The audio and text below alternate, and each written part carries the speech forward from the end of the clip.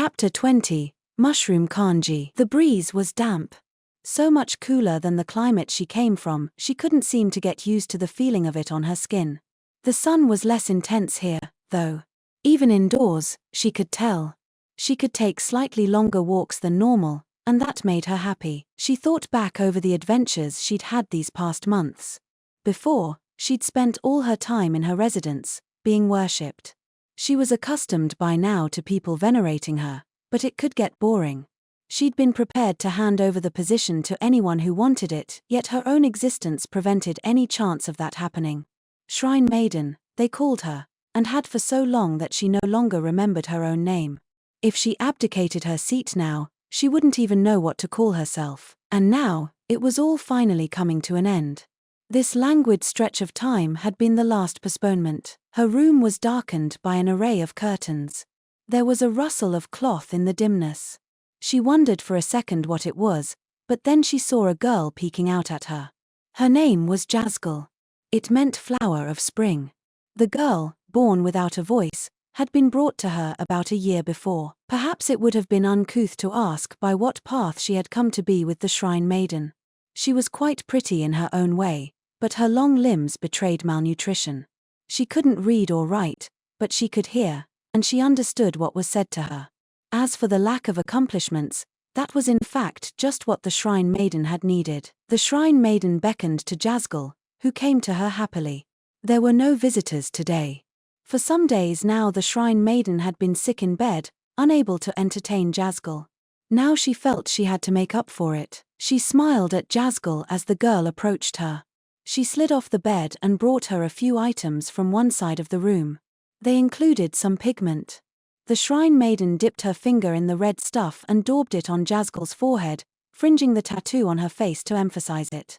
Jazgal simply stood and let her work, clearly pleased. Perhaps it was her lack of learning, or the fact that she made no conversation, but she seemed even younger than she looked. Once she had painted Jazgal's face, the Shrine Maiden took out several sheets of sheepskin paper, set up some dye, and gave Jazgal the feather of a waterfowl. "What kind of dream did you dream today?" she asked. Jazgal began an unsteady illustration. Unable to either speak or write, these crude pictures were her only means of communication. When she was drawing, she became quite absorbed in what she was doing. But she couldn't stay in the Shrine Maiden's room.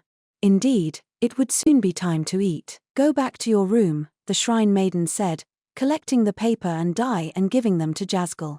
The paper was too unwieldy for the girl to hold, though, and she dropped some of it. As she scrambled to pick it up, she looked up at the Shrine Maiden, silently begging to stay with her, but there were things even the Shrine Maiden could not change. She patted Jazgal's head, even more gently than usual. "You can't stay with me forever. I know you can draw pictures on your own." Jazgal nodded, and the Shrine Maiden smiled. A few moments after the child left the room, the attendant with tanned skin entered. The Shrine Maiden called her Oracle. The word meant something very similar to Shrine Maiden, and like the Shrine Maiden, the Oracle, too, had forgotten her own name. It had been nearly 20 years now since she had taken over from the last Oracle. The Shrine Maiden remembered something the last Oracle had said to her, that the word for Shrine Maiden was a homophone for another word, one that meant child of the gods. It was appropriate that one called an oracle should serve the child of the gods, for was it not the duty of an oracle to hear the gods' voices? Somewhere along the line, the child of the gods had become the Shrine Maiden. Was it because only women had been chosen for the position? Or because only women had been left? She didn't know. She did, though, feel that it was right and proper that she herself should be Shrine Maiden. She had been discovered by the previous oracle when she was very young.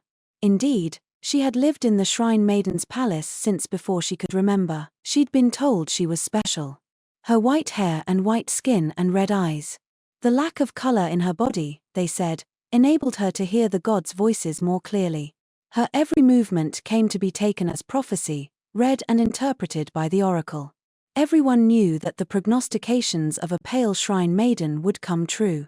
She was the one person even the king dared not look in the eye. She was hardly even human, but sat amidst the shadows of her palace, enthroned like a god. A Shrine Maiden did not need learning. Her very being was supreme. Throughout the ages, The oracles had never given the shrine maidens anything resembling an education.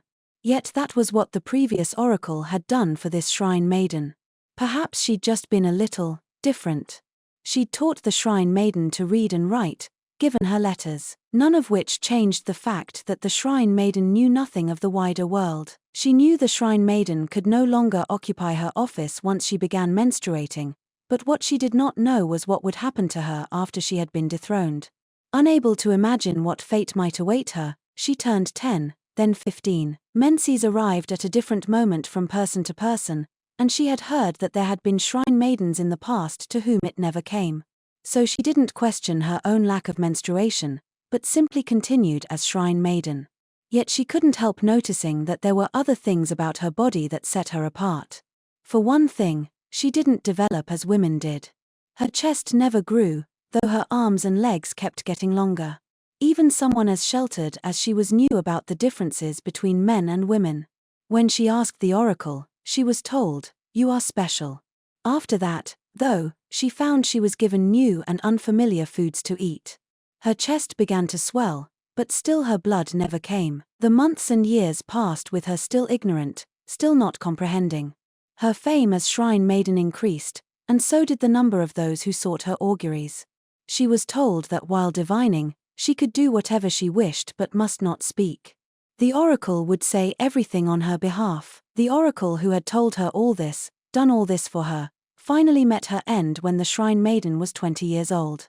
It had simply been her time, but having never seen anyone die, the shrine maiden hadn't fully understood. The ailing old oracle had been replaced by this new one, her granddaughter. Before she passed, the old oracle told the shrine maiden why her menses had never begun, why her body didn't behave like a woman's. The shrine maiden, she said, had been born in a small village, a rare place of lush greenery among the parched lands of Shao. It had been established as a haven where shrine maidens who had left their office could retire, and many of the villagers had the blood of generations of shrine maidens in their veins. Some of those maidens must have been pale as well. It was there that the current shrine maiden had been born, a man. It had seemed ludicrous when the oracle had revealed the truth. Like a bad joke. But the oracle just kept talking in her withered, crackly voice. She said the king at that time was a bad king. Shao flourished as a crossroads of trade, but he had outrageous ideas about making war on other lands. His advisors tried to talk him out of them, but he was young and headstrong and would not listen. The shrine maiden was the other pillar, the one who could check the king. But the shrine maiden at that time had lacked the necessary force of will, and at her age she seemed soon to retire anyway. If a new shrine maiden arose, she might be able to stand against the king. Especially if she were that most sacred thing, a pale maiden. So the oracle used the shrine maiden to cut the foolish king off at the knees. She made the shrine maiden not a man. He was castrated at the same time as the male goat kids. Now a woman, the shrine maiden was presented to the king. It seemed she cried at the unaccustomed surroundings. Little is unusual about a squalling infant, but the oracle used the moment to pronounce the king unfit. The revelations seemed to invalidate the shrine maiden's entire life. In the space of an instant, her 20 years in the office were made a lie. She'd always believed she was special, but now she knew she was nothing but a pawn, used to unseat the king. She wished she could upbraid the dying oracle, vent her fury and shame. The shrine maiden, however, had been so sheltered from the world that she didn't even know what words to use at a moment like that. What good would it have done her, anyway? Even the modest knowledge she had, the oracle had given her in an attempt to salve her own conscience. Upon the death of the previous oracle, the shrine maiden had gone to live near the village where she'd been born on the pretext of recovering. The now deceased oracle had been brilliant in her own way. She'd used her puppet, the shrine maiden, to the fullest and stabilized the nation's politics. Her granddaughter, now the oracle herself, was almost as capable as her grandmother, but she lacked experience. Perhaps it would be fair to say that they had fled until she gained the necessary insight. There was an unspoken understanding that upon the accession of a new oracle, the shrine maiden would change as well. Several young ladies of excellent background had been sent to the shrine maiden to become apprentices, and she educated them, just as the oracle had done for her. Perhaps she was simply trying to atone for deceiving them, but at least it served to broaden their future prospects. She knew she could have handed the shrine maiden's seat over to one of them at any time, yet she couldn't help but cling to the office. She had, after all, been created to be shrine maiden. She didn't even have a name to call her own. Eileen was friendly toward her, but many of the young women saw the shrine maiden as nothing but an obstacle. Ayla was among her enemies. She looked like Eileen's twin, yet the two women could hardly have been more different. About the time the shrine maiden knew she couldn't pretend to be recuperating forever, a messenger came from her village. A child had been born. It was brought to her wrapped in white swaddling clothes, its skin pale enough to see the blood vessels beneath. "Honored shrine maiden," said a familiar voice, startling her out of her reverie. The oracle was standing before her. The shrine maiden must have been completely lost in her reminiscences. "Are you quite sure about this?" the oracle asked. In front of the shrine maiden was a bowl of rice gruel. "Ah, yes." She'd been about to eat. "It will raise suspicions if I delay any longer," the shrine maiden said brusquely. The oracle said nothing, but her expression darkened. How could she make that face when she knew everything? She clenched her fists and looked at the ground, refusing to meet the shrine maiden's eyes. "I'll take my meal alone. You go wait elsewhere." The shrine maiden smiled. She had to smile. "I know I can trust you with all that comes after." She was about to bring the spoon to her lips when she became aware of a commotion outside.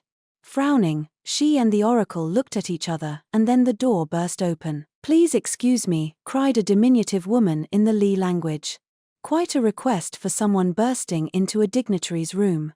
The shrine maiden knew her, though she was one of the medical assistants, the one who'd examined her before. But she wasn't supposed to be here today. "How dare you be so rude," the oracle said, attempting to block her way, but the young lady darted around her and made her way over to the shrine maiden. What had happened to the guards? "Rude, not me. This. My job." She spoke haltingly in Shawnese. She took advantage of the shrine maiden's astonishment to snatch the spoon from her. She stuck it into her own mouth and swallowed. The shrine maiden and the oracle both went white, but the court lady only smiled. In fact, she closed her eyes in bliss. Still grinning, she looked at the shrine maiden. "Very tasty. Mushroom kanji." She looked downright triumphant.